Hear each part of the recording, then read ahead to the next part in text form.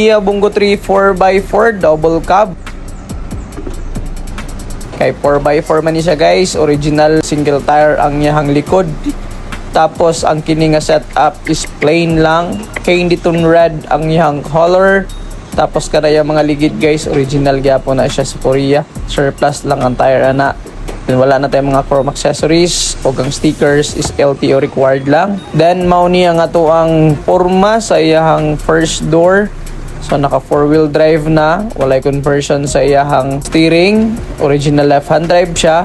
Then morning space sa ato ang unit sa likod. So since Euro 4 ni siya, manual ang iyang second door.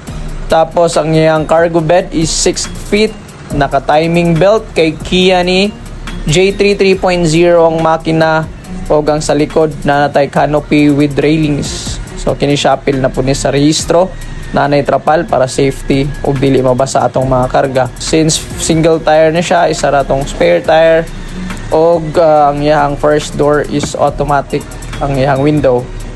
And then kini nga unit is for Cotabato. So before na to ihatag sa atong customer, kailangan na to i-test ang iyang 4-wheel drive. Kini is very ideal para sa mga lapukan, so muddy area, kay naaman ni front drive nga atong i-engage pag kailangan ug kailangan na to i-disengage pag di na gamiton para dili mo ungot ang iyang velocity.